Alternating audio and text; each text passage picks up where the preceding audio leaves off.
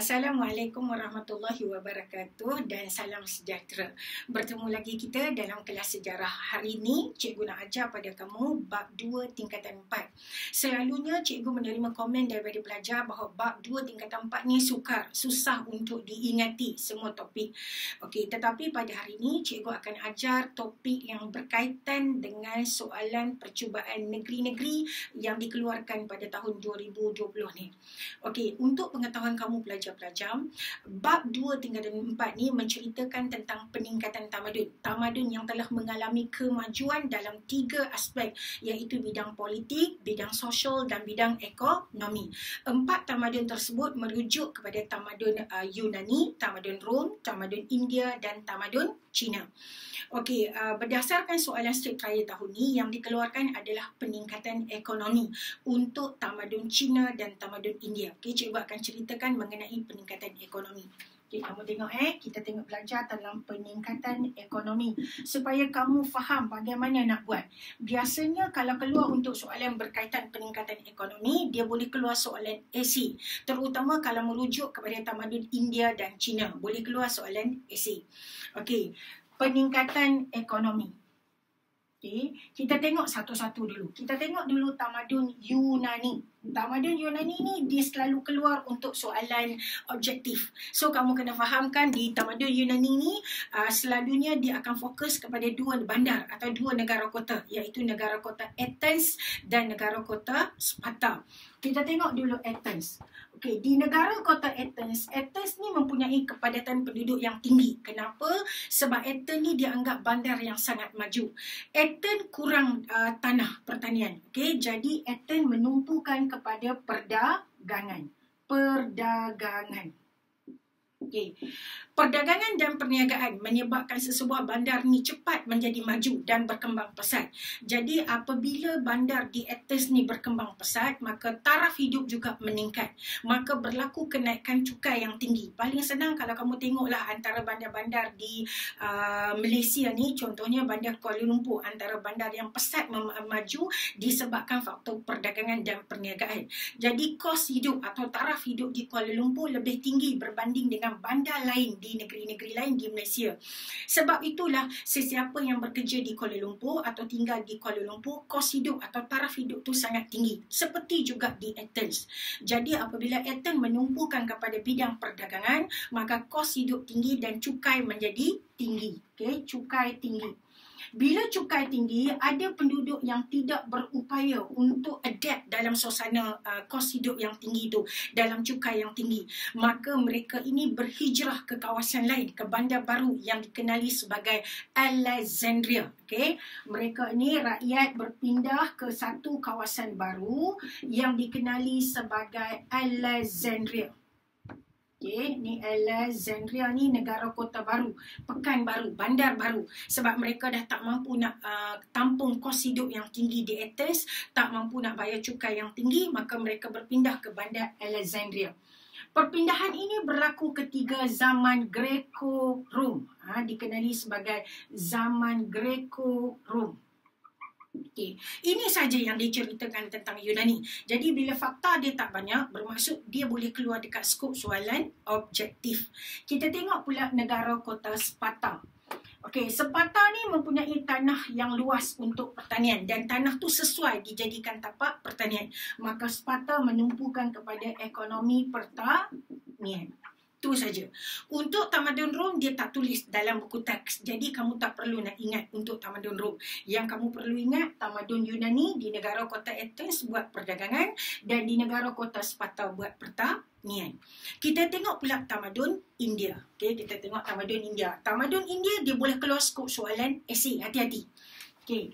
Untuk tamadun India ni menjalankan aktiviti ekonomi iaitu perdagangan.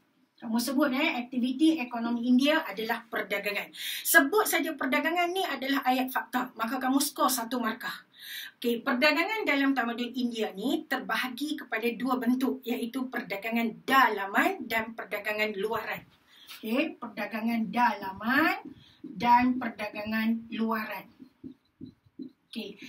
Jelaskan. Sebab bila kamu nak jawab soalan esei, hendaklah kamu jelaskan supaya the examiner tu, pemeriksa kertas tu understand tentang apa isi yang kamu nak uraikan.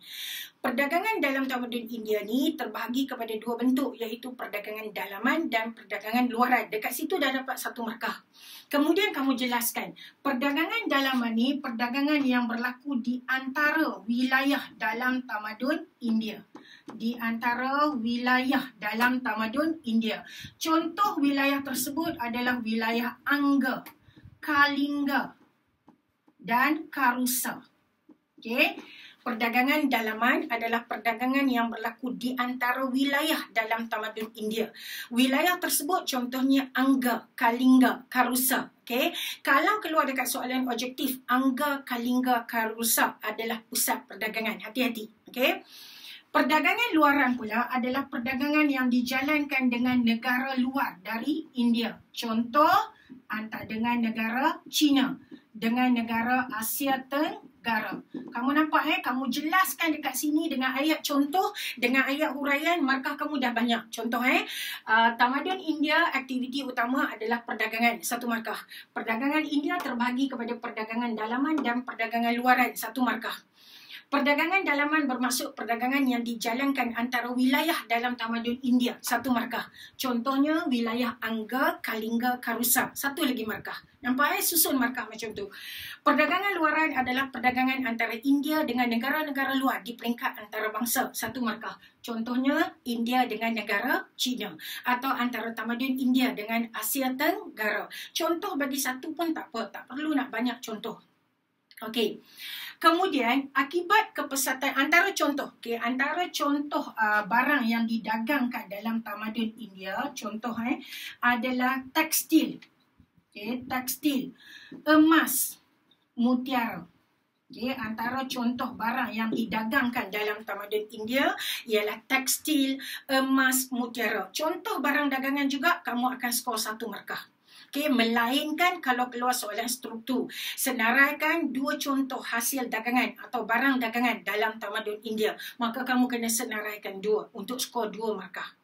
Okey, kepesatan perdagangan dalam tamadun India menyebabkan mereka menubuhkan persatuan perdagangan. Kemajuan dan perdagangan dalam tamadun India menyebabkan tamadun India menubuhkan persatuan perdagangan. Dekat situ titik satu markah dah. Okey, persatuan perdagangan ini dikenali sebagai Sretin. Persatuan perdagangan ini dikenali sebagai Sretin, satu markah. Sretin berperanan untuk mengawal gaji pekerja, mengawal harga barang dan menjaga kualiti barang. Kualiti jangan sebut kuantiti. So Sretin berperanan untuk menjaga gaji pekerja, kawal gaji, mengawal harga barang, kawal harga barang dan mengawal kualiti barang. Ada 3 peranan Sretin. 3 peranan Sretin ni kalau keluar soalan esei, kamu pecahkan kepada 3 ayat untuk dapat 3 markah. Sretin berperanan untuk mengawal gaji pekerja, 1 markah. Sretin juga berperanan untuk mengawal harga barang, 1 markah. Selain itu, Sretin berperanan untuk menjaga kualiti barang, 1 lagi markah. Okey, antara contoh Sretin. Contoh Sretin. Cikgu sambung ni sambung. Contoh Sretin adalah Persatuan Tukang Kayu. Persatuan Tukang Kayu. Atau Persatuan Tukang Logam. Persatuan Tukang Kayu dan Persatuan Tukang Logam. Contoh Sretin. Kamu bagi contoh. Markah lagi. Kemudian kepesatan perdagangan juga menyebabkan India memperkenalkan mata wang. Pengenalan mata wang. Antara mata wang yang terdapat dalam tamadun India adalah mata wang emas. Mata wang emas ini telah digunakan sejak zaman Gupta. Okey, nampak susun satu-satu.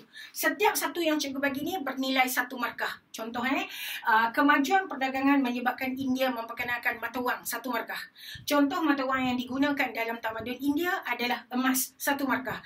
Emas mula digunakan sebagai mata wang sejak zaman Gupta 1 lagi markah. Susun satu-satu isi untuk satu-satu ayat. Walaupun ayat tu nampak macam pendek, nampak macam simple, never mind. As long as setiap ayat tu ada isi. Kemudian perkembangan perdagangan juga menyebabkan India memperkenalkan cukai. Okey, cukai digunakan untuk menyara anggota tentera, menyara tentera, menyara raja dan pentadbir. Maksud dia samalah macam dunia moden sekarang, macam gaji, macam kita sekarang. Kerajaan mengutip cukai daripada rakyat. Cukai itu digunakan untuk membayar kaki tangan awam, kaki tangan perkhidmatan awam, pekerja-pekerja kerajaan. So sama, dalam tamadun India, cukai diperkenalkan akibat kepesatan perdagangan. Dan cukai ini digunakan untuk menyara anggota tentera, menyara para pentadbir dan raja. Okey, ini sahaja tentang peningkatan ekonomi dalam tamadun India. Buat perdagangan, buat kamu terangkan tentang perdagangan dan kembangkan isi mengenai perdagangan tersebut. Okey, kita tengok pula peningkatan dalam tamadun Cina. Okey, cikgu padam bahagian ni. Cikgu padam bahagian tamadun Yunani. Sebab Yunani ni dia skop soalan objektif sahaja. So, cikgu terangkan peningkatan dalam tamadun Cina. Okey.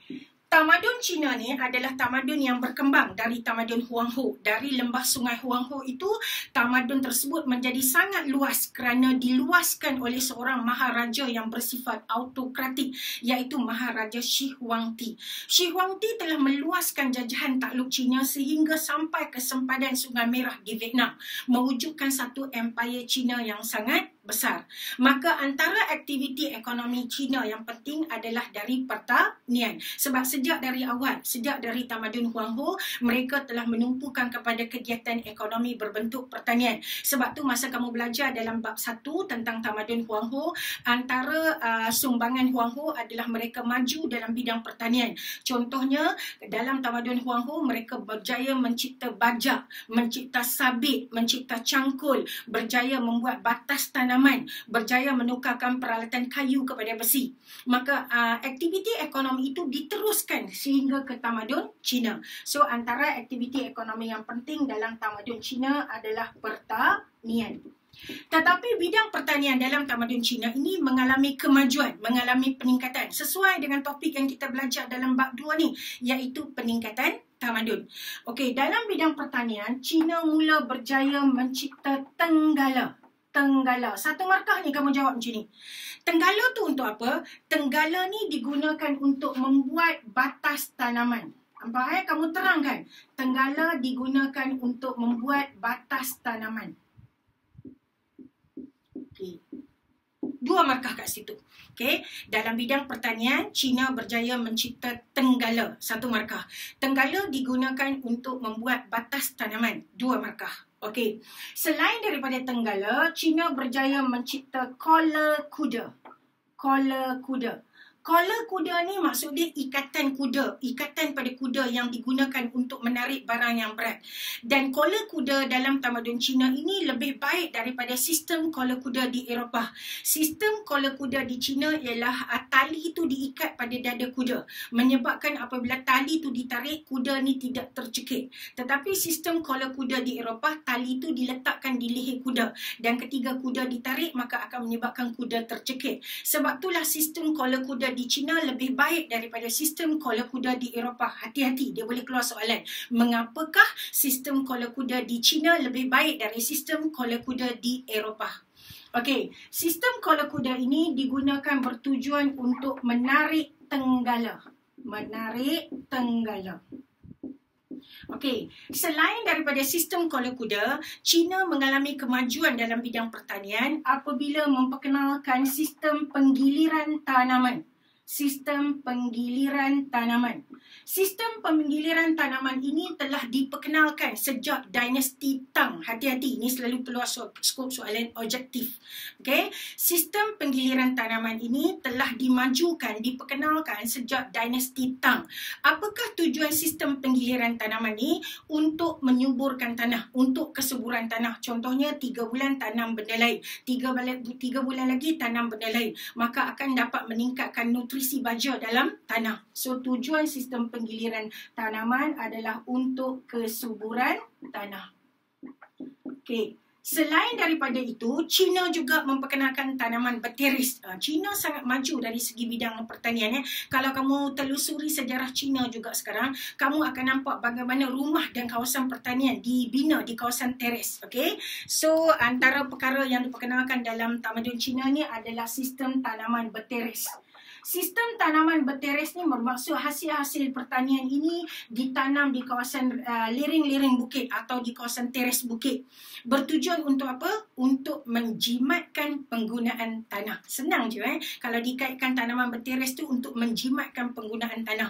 Kadang-kadang hasil tanaman yang ditanam di kawasan teres bukit mempunyai kualiti atau hasil pertanian yang lebih baik. Contoh macam kita lah, kalau ada beras di kawasan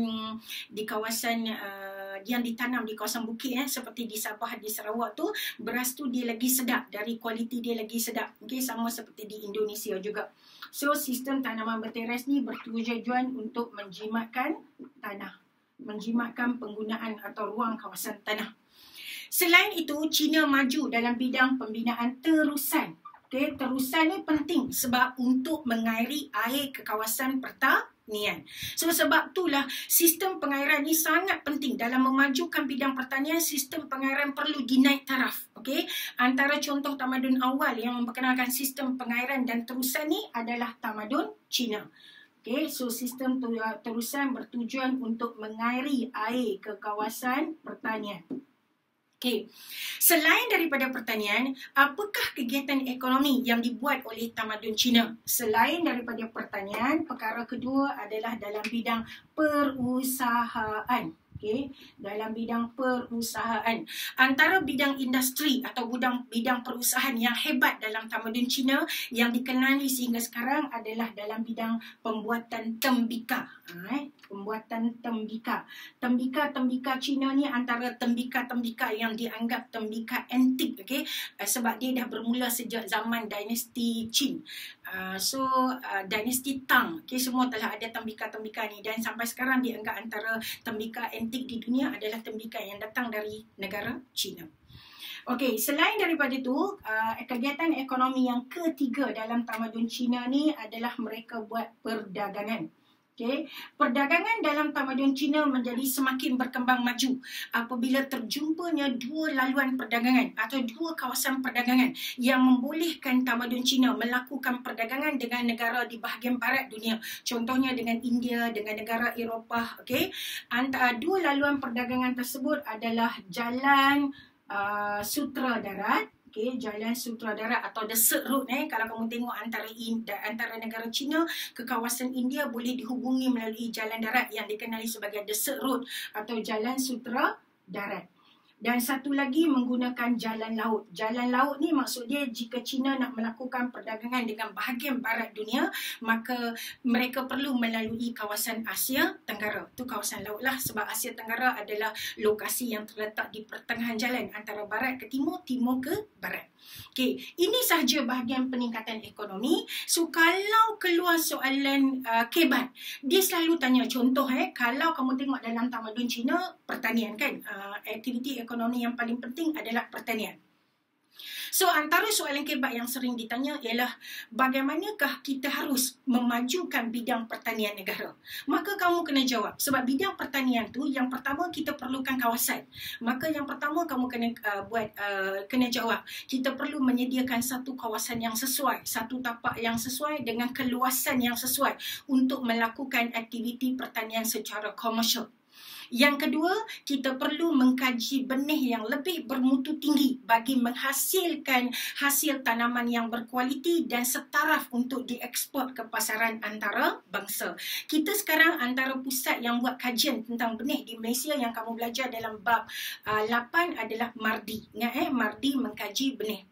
Okey, yang ketiga, kita perlu menyediakan latihan insentif kepada belia-belia, kepada pihak petani dengan lebih efisien untuk supaya mereka lebih bersedia dengan tanaman moden, supaya mereka lebih bersedia dengan teknologi yang moden dan menghadiri kursus-kursus yang dianjurkan oleh pihak kerajaan. Yang keempat, kamu boleh buat, kerajaan perlu membantu petani dari segi suntikan modal agar petani-petani dapat melaburkan sebahagian modal yang besar dalam aktiviti pertanian bagi memajukan bidang pertanian. Selain itu, kamu juga boleh buat, kita perlu maju dari segi sains dan teknologi bagi menghasilkan benih-benih yang bermutu tinggi, bagi menghasilkan mesin-mesin yang diguna pakai, dan kita perlu juga memajukan bidang pemasaran pertanian supaya hasil pertanian kita boleh ditembusi sehingga ke peringkat antarabangsa. So, tu antara jawapan kalau dia keluar soalan kebat tentang bagaimanakah kita harus memajukan bidang pertanian. Okey, kalau merujuk kepada tamadun India buat perdagangan. So, kalau soalan kebat dia akan tanya, bagaimanakah kita harus memajukan bidang perdagangan di Malaysia? Pertama, kita perlu menaik tarafkan sistem kemudahan asas yang di negara kita. Contohnya, yang boleh menarik perhatian pelabur untuk masuk melakukan bidang perdagangan dengan negara, kita menaikkan taraf kemudahan asas. Selain itu, kita perlu menaik tarafkan kemudahan di pelabuhan supaya dapat menarik kedatangan pelabur luar atau pedagang luar bagi melakukan perdagangan dengan Malaysia. Kalau pelabuhan kita tak dalam atau pelabuhan kita kecil atau tidak mempunyai kemudahan-kemudahan pelabuhan yang mencukupi, maka benda tu kurang menarik minat pelabur atau minat pedagang untuk melakukan perdagangan dengan Malaysia. Ketiga, kita perlu menstabilkan sistem politik negara. Sebab sistem politik negara perlu distabilkan untuk menarik kedatangan pelabur luar. Pelabur luar atau pedagang luar tidak akan melabur di sesebuah negara yang ada konflik politik, yang ada pertelingkahan antara rakyat, sebab akan mengganggu gugat kemajuan ekonomi yang akan mereka buat. Okey, yang seterusnya untuk mewujudkan perdagangan atau menaik tarafkan perdagangan atau memajukan bidang perdagangan di Malaysia, kita perlu mempunyai hubungan diplomatik yang baik dengan negara-negara di dunia. Jika kita mempunyai hubungan diplomatik yang baik dengan negara-negara lain di dunia, maka kita dapat menyertai ekspor perniagaan atau meluaskan sayap perniagaan dengan negara-negara lain di dunia. Maka secara tak langsung akan menarik kedatangan pelabur luar atau pedagang luar untuk melabur dalam bidang perdagangan di Malaysia kerana hubungan kita yang baik dengan negara-negara lain di peringkat antarabangsa. Okey, itu antara contoh jawapan. Kalau ditanya tentang bagaimana kita harus memajukan bidang perdagangan di Malaysia atau bagaimana kita harus memajukan bidang pertanian. Sebab kalau kamu rujuk kepada peningkatan tamadun India dan China, mereka akan fokus kepada bidang pertanian dan bidang perdagangan. Itu sahaja kelas cikgu untuk hari ini. Semoga bermanfaat. Semoga kamu dapat sedikit ilmu yang boleh diguna pakai untuk menjawab soalan SPM nanti kalau soalan berkaitan peningkatan ekonomi keluar. Okey, terima kasih kelas. Assalamualaikum warahmatullahi wabarakatuh dan salam sejahtera.